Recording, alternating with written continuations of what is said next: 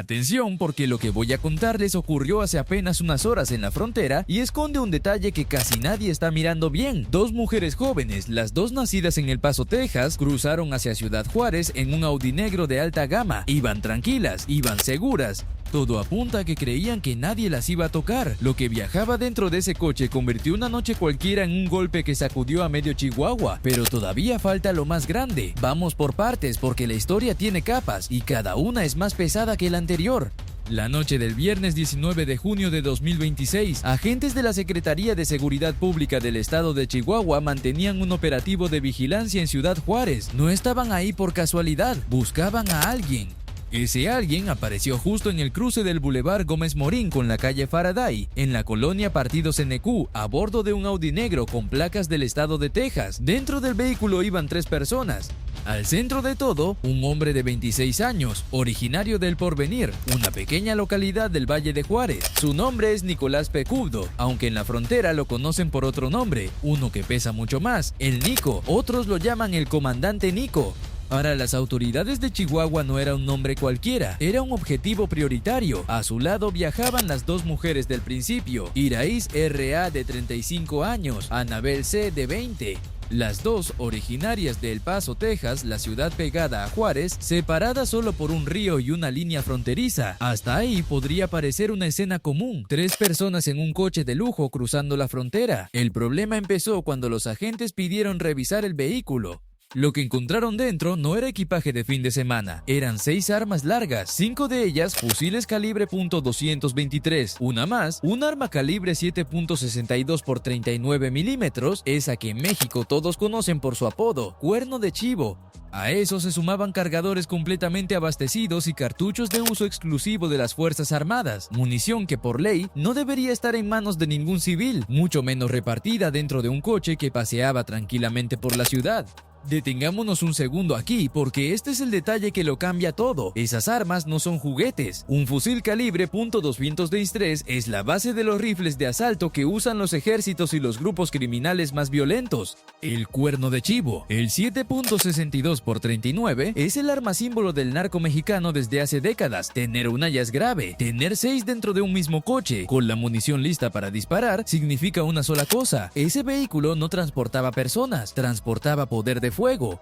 Piénsenlo de otra forma, 6 fusiles con cargadores abastecidos es el equipo de una célula entera de pistoleros. No es lo que carga alguien que va a defenderse, es lo que se mueve cuando se va a tomar una plaza, a sostener un retén o a responder a un ataque rival. En la guerra que se libra por el Valle de Juárez, ese tipo de arsenal no decora un maletero, se reparte entre los hombres que salen a combatir por el control de un cruce. Por eso, cuando los agentes vieron lo que había dentro, supieron de inmediato que no estaban frente a un caso menor. ¿Y quién era el hombre que viajaba con ese arsenal? Aquí la historia se abre todavía más, porque el Nico no era un delincuente cualquiera de paso.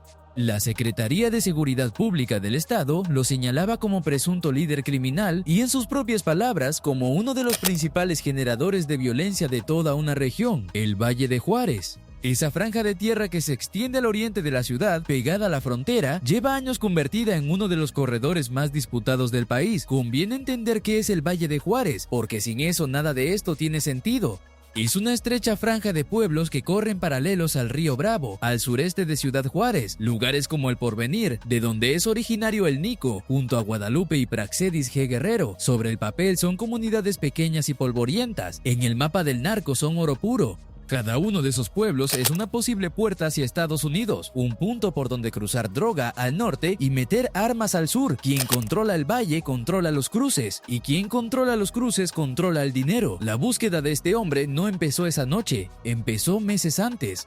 Desde febrero de 2026, las autoridades de Chihuahua habían desplegado operativos específicos para dar con su paradero. Lo tenían plenamente identificado como el pilar operativo de un grupo criminal que mantenía bajo asedio el valle. En otras palabras, llevaban medio año detrás de él. Esa noche de junio, por fin, lo alcanzaron en un control vial casi rutinario.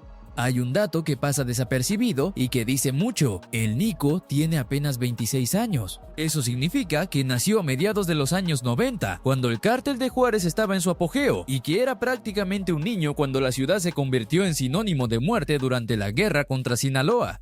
Es, en cierto modo, un producto de esa frontera. Una generación entera del valle creció rodeada de retenes, de cruces vigilados y de la idea de que el poder se mide en armas. Que un hombre tan joven llegara a ser señalado como pilar operativo de una célula criminal no es una anomalía.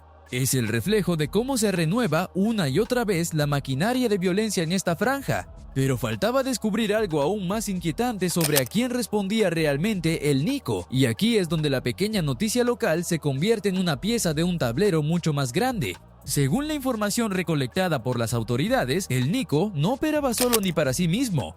Diversos reportes lo vinculan a una célula al servicio de la facción del Mayito Flaco, es decir, Ismael Zambada Siqueiros, el hijo del Mayo Zambada, que tras la caída de su padre se quedó al frente de una de las alas más poderosas del cártel de Sinaloa. Conviene marcarlo con honestidad, ese vínculo aparece en versiones periodísticas y de inteligencia, no como una sentencia firme, pero encaja con algo que está pasando ahora mismo en Chihuahua y que explica por qué este arresto importa tanto. Para entenderlo hay que mirar el mapa y también el pasado. El Valle de Juárez fue durante años territorio de la Línea, el brazo armado y heredero del viejo cártel de Juárez, el imperio que en su día levantó a Amado Carrillo Fuentes, el Señor de los Cielos. Cuando Amado murió en 1997, la organización quedó en manos de sus herederos y su músculo violento tomó forma en la Línea, una estructura nacida en buena parte de policías locales y estatales en activo y exagentes dedicados a cobrar impuesto por cada cargamento que pasara por el valle. Esa fue, durante años, la ley no escrita de esta franja. Aquí no se mueve nada sin pagarle a Juárez. Esa hegemonía no duró para siempre. A finales de la década pasada, la guerra entre el cártel de Juárez y el cártel de Sinaloa convirtió a Ciudad Juárez en una de las ciudades más violentas del mundo, con miles de muertos y un nombre que dio la vuelta al planeta por las peores razones. Hoy, esa vieja rivalidad regresa con otra cara. Durante los últimos meses, las fuerzas leales al Mayito Flaco, apoyadas por clanes como los Cabrera Sarabia, han lanzado una nueva ofensiva sobre Chihuahua. Tomaron Ojinaga, presionaron Ciudad Juárez, reabrieron la guerra contra la Línea por el control de esos cruces fronterizos. Cada plaza ganada en ese mapa significa una cosa concreta: una puerta más para mover droga hacia el norte y en sentido contrario para meter armas hacia el sur. Gracias por seguir aquí, porque justo ahora viene la parte que conecta a esas dos mujeres del Paso con un problema que lleva décadas desangrando a México, y una vez que lo vean, no van a poder dejar de verlo. Fíjense en un detalle que se repite en toda esta historia y que no es casualidad. El coche tenía placas de Texas, las dos mujeres eran de El Paso, Texas, las armas que llevaban dentro son casi con total seguridad del mismo origen, porque el calibre .203 y el 7.62x39 que aparecieron en ese Audi no se fabrican en el Valle de Juárez. Cruzan desde el norte, cruzan desde Estados Unidos. Aquí están las cifras y conviene leerlas despacio. Según los datos de la propia Oficina de Alcohol, Tabaco, Armas de Fuego y Explosivos de Estados Unidos, la ATF, entre el 70 y el 75% de las armas que se recuperan en escenas del crimen en México y que logran rastrearse tienen origen estadounidense. No es una sospecha mexicana. Es un reconocimiento del propio gobierno de Estados Unidos y el volumen es brutal. Se estima que cada año cruzan hacia México entre 200,000 y 500,000 armas de origen estadounidense. 200,000, 500,000 cada año. Para que se entienda la magnitud, durante 2025, las fuerzas mexicanas incautaron cerca de 16,000 armas en todo el país. Suena a mucho hasta que se compara con la cifra real del flujo. Significa que menos del 5% del armamento que entra ilegalmente llega a ser recuperado. El resto se queda dentro, se reparte, se usa en homicidios, en extorsiones, en secuestros, en masacres y a veces simplemente viaja en el asiento de un Audi negro por las calles de Ciudad Juárez. ¿Y cómo cruzan tantas armas? El método tiene nombre y es más sencillo de lo que parece. Se llama compra hormiga. Personas con papeles en regla compran armas legalmente en armerías estadounidenses, sobre todo en estados fronterizos con reglas laxas, como Texas y Arizona. Después las pasan, de pocas en pocas, hacia el lado mexicano, donde valen una fortuna y donde son casi imposibles de comprar de forma legal. A eso se suman las llamadas armas fantasma, ensambladas en casa, sin número de serie, prácticamente imposibles de rastrear. No hace falta imaginar el mecanismo, ya hay casos documentados. Las autoridades estadounidenses procesaron a un hombre que entre 2023 y 2024 compró al menos 24 fusiles tipo AK-47 en Texas que terminaron en manos de un cártel en México, 24 rifles de asalto, un solo comprador, y enfrenta hasta 40 años de prisión por cada cargo. Hay un detalle de ese método que conviene tener presente sin sacar de él conclusiones que nadie ha probado todavía. Para que la compra hormiga funcione hace falta una pieza concreta, alguien con papeles estadounidenses en regla, sin antecedentes, capaz de entrar a una armería y salir con un arma sin levantar sospechas. Ese perfil, el de la persona limpia que puede comprar del lado norte, es justamente el que más buscan las redes de tráfico. No estoy afirmando que ese fuera el papel de las dos detenidas, eso lo tendrá que esclarecer la investigación. Pero explica por qué un dato que parece secundario, la nacionalidad y el origen de quienes viajaban en ese coche, se vuelve central en una historia de armas que cruzan la frontera. Las rutas tampoco son un misterio. Los informes oficiales identifican 5 corredores principales de tráfico de armas desde Estados Unidos. Uno de ellos está marcado con nombre y apellido, de Texas a Chihuahua, exactamente el camino que separa El Paso de Ciudad Juárez. El mismo trayecto que todo indica recorrió ese coche antes de ser detenido. Por eso el detalle de las placas y del origen de las dos mujeres no es un dato decorativo, es el corazón del asunto. Imaginen el cuadro completo. Un presunto líder criminal mexicano, vinculado por reportes a una facción del cártel de Sinaloa, moviéndose por la frontera con un arsenal de guerra. A su lado, 2 ciudadanas estadounidenses, un vehículo de lujo con matrícula de Texas, y armas que casi con certeza salieron de alguna armería del lado norte, donde comprarlas es tan fácil como llenar un formulario. Todo el circuito de la violencia fronteriza, condensado en un solo coche, parado una noche en un semáforo. Conviene recordar algo que vuelve este momento todavía más cargado. Estados Unidos lleva ya tiempo señalando a los cárteles mexicanos como organizaciones terroristas. Esa designación, impulsada durante el actual gobierno de Donald Trump, marcó un antes y un después en el discurso fronterizo. Washington apuntó con fuerza al narcotráfico mexicano y al fentanilo que cruza hacia el norte. Pero del otro lado del río, el reclamo es exactamente el contrario y lleva años repitiéndose desde la voz más alta del país. La presidenta Claudia Sheinbaum lo ha planteado una y otra vez, sin rodeos. La pregunta que devuelve a Estados Unidos es directa. Si hablamos de quién mueve la droga, hablemos también de quién arma a esos grupos. Su gobierno ha sostenido que cerca del 75% del armamento en manos del crimen organizado proviene del país vecino y ha llevado esa batalla a los tribunales. México demandó a 10 fabricantes de armas estadounidenses buscando que respondan por su parte en esta cadena. Esa batalla legal llegó incluso hasta la Corte Suprema de Estados Unidos en un intento sin precedentes de que la industria armamentística del norte cargue con parte de la responsabilidad por lo que sus productos provocan del lado sur. A eso se suma el anuncio de reformar la Constitución para endurecer las penas contra el tráfico de armas. La idea de fondo es simple y demoledora. La sangre que se derrama en Juárez se dispara muchas veces con balas compradas en Texas. Por eso un arresto que en otro contexto sería una nota local pasa a tener un peso simbólico enorme. Esa noche, en ese cruce, las fuerzas mexicanas no solo detuvieron a un presunto líder criminal, interceptaron en un mismo acto las 3 piezas del rompecabezas que México lleva décadas denunciando: el operador del crimen organizado, el armamento de origen estadounidense y a 2 personas llegadas desde el otro lado de la frontera, las 3 cosas juntas en el mismo coche. Las cifras de 2025 ayudan a dimensionar dónde encaja Chihuahua en este mapa de fuego. De las casi 16,000 armas aseguradas en todo el país ese año, las mayores incautaciones se registraron en Sinaloa, con casi 3,000, y en Sonora. Chihuahua aparece justo detrás en el tercer lugar nacional con más de 1,000 armas decomisadas. No es casualidad, son precisamente los estados donde la guerra entre facciones arde con más intensidad. Y el Valle de Juárez, esa estrecha franja por la que se movía el Nico, está justo en el centro de ese tablero. Detrás de cada una de esas armas decomisadas hay algo que las estadísticas no alcanzan a contar. El Valle de Juárez ha vivido durante años bajo el peso de esa violencia, ejecuciones, familias desplazadas que abandonaron sus casas y sus tierras, pueblos enteros que aprendieron a convivir con el miedo. Cada fusil que se queda en circulación es, tarde o temprano, un disparo en alguno de esos pueblos. Por eso quitar 6 armas de la calle no es solo una cifra para un boletín oficial, es, en el sentido más literal, munición que no va a terminar en el cuerpo de alguien. Esa es la parte humana de un decomiso que, contado en frío, podría parecer apenas un trámite. Volvamos ahora a las dos protagonistas con las que empezó todo, porque su papel es el que más preguntas deja abiertas. Iraís, de 35 años, Anabel, de 20, las dos del Paso. Las autoridades no las presentaron como simples acompañantes inocentes que pasaban por ahí. Fueron detenidas porque, según el reporte oficial, ese arsenal de uso exclusivo militar estaba dentro del vehículo en el que viajaban. Por eso las tres personas, ellas dos y el Nico, quedaron a disposición del Ministerio Público de la Federación, señaladas por probable violación a la Ley Federal de Armas de Fuego y Explosivos. ¿Qué las llevó a estar ahí? ¿Sabían exactamente lo que cargaban?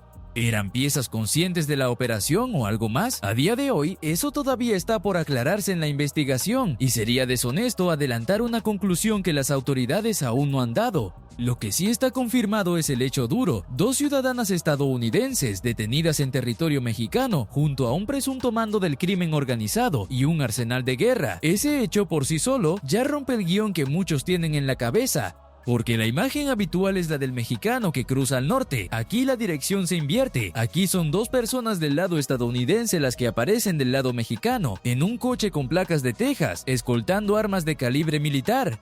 Es la frontera mostrando su cara menos contada, la del flujo que baja, no el que sube, la del hierro que entra, no la droga que sale. Detengámonos un momento en ese Audi negro de lujo, porque también cuenta una historia. No era un coche cualquiera para pasar inadvertido. Era un vehículo de alta gama, llamativo, de los que se mueven con la seguridad de quien no espera que nadie lo detenga. Esa elección dice mucho sobre la mentalidad con la que viajaban. No iban escondidos en una camioneta vieja por un camino de terracería. Circulaban por una avenida principal de Ciudad Juárez, a plena vista, en un coche que gritaba dinero. Es la imagen perfecta de una impunidad que se daba por descontada, y es justamente esa confianza la que se rompió en pedazos esa noche. Hay un eco histórico que vuelve todo aún más cargado, y vale la pena nombrarlo. Fue precisamente en El Paso, Texas, donde en julio de 2024 cayó el Mayo Zambada, el viejo capo cuya detención desató la guerra interna que hoy incendia Sinaloa y que se extiende plaza por plaza hasta el Valle de Juárez. Aquella ruptura, cuando un hijo del Chapo subió al Mayo a una avioneta rumbo al norte, partió en dos al cártel de Sinaloa. De un lado, los Chapitos, del otro, la Malliza del Mallito Flaco, la misma facción a la que los reportes vinculan al Nico. La misma ciudad fronteriza, El Paso, aparece una y otra vez en los momentos clave de esta historia. El Paso y Juárez no son dos mundos separados por un muro, son una sola herida partida por una línea. Ahora bien, ¿qué significa, en términos concretos, la caída de El Nico? Para las autoridades de Chihuahua, significa quitar del tablero a una pieza que llevaban medio año persiguiendo, a un hombre al que responsabilizaban de mantener bajo asedio toda una región. En una guerra en la que cada bando pelea metro a metro por el control del valle, perder a un operador así no es un golpe menor, es desarmar, literalmente, una parte de la maquinaria de violencia que opera en esa franja fronteriza. Pero seamos honestos también con los límites de este golpe. Detener a El Nico no termina la guerra por el Valle de Juárez, no detiene el río de armas que baja desde el norte, no cierra las 5 rutas de tráfico que cruzan la frontera. La ofensiva del Mallito Flaco contra la línea sigue su curso. Los cárteles siguen designados como terroristas por Washington, y el reclamo de México sobre las armas estadounidenses sigue sin una respuesta de fondo. Un arresto, por simbólico que sea, no apaga un incendio de décadas. Conviene entender qué está realmente en juego en esa franja, porque las consecuencias rebasan a Chihuahua. Si la facción del Mallito Flaco terminara de imponerse en el Valle de Juárez, no solo ganaría un puñado de pueblos, se quedaría con uno de los corredores de cruce hacia Estados Unidos más codiciados de toda la frontera. Eso significaría más capacidad para mover droga al norte, más rutas para meter armas al sur y más recursos para sostener su guerra contra los chapitos en el resto del país. Por el contrario, cada operador que pierde en el camino, como El Nico, le complica esa conquista. Lo que parece una detención aislada en una colonia de Ciudad Juárez es, en el fondo, un movimiento dentro de una guerra nacional por el control del narcotráfico mexicano. Y sin embargo, hay algo en esta historia que sí cierra de manera contundente, y es justo lo que daba título a todo esto. Dos personas cruzaron una frontera convencidas, todo apunta a ello, de que la matrícula de Texas y la distancia con su país las hacían intocables. Creyeron que en ese coche de lujo, con ese arsenal, podían moverse por Ciudad Juárez como si las reglas no fueran con ellas. Se equivocaron. Esa noche, en un cruce cualquiera del valle, México les recordó algo muy simple. Del lado mexicano de la línea, mandan las leyes mexicanas. Aquí, las reglas las pone México. Esa es quizá la lección más limpia de toda esta historia. Durante años, el relato de la frontera ha sido el de un México que recibe la droga, la culpa y la presión, mientras desde el norte baja, en silencio, el hierro que alimenta la matanza. Esa noche del 19 de junio, por una vez, el guión se invirtió. Fueron las armas del norte las que quedaron decomisadas, fue un coche con placas de Texas el que terminó incautado, y fueron 2 ciudadanas estadounidenses las que descubrieron, en cuestión de minutos, que la frontera no las protegía de nada. Quedan preguntas abiertas, y es justo dejarlas sobre la mesa sin inventar respuestas. Falta saber qué dirá la investigación sobre el papel exacto de Iraíz y de Anabel. Falta ver si el Nico habla y a quién señala. Falta confirmar hasta dónde llegaba su mando dentro de la estructura criminal del Valle. Todo eso lo decidirá el Ministerio Público de la Federación en los próximos días. Pero el mensaje que dejó esa noche en Ciudad Juárez ya está escrito, y es difícil de borrar. Llegaron pensando que nadie las detendría, y México las detuvo. En su frontera, con sus reglas, con sus leyes, el río de hierro seguirá bajando desde el norte mientras nadie lo frene de verdad del otro lado. Pero esa noche, en ese cruce del Valle de Juárez, una parte de ese río se quedó en México, decomisada, sobre la mesa de pruebas. Y eso, en una guerra que casi siempre se cuenta al revés, ya es una historia que merecía contarse bien.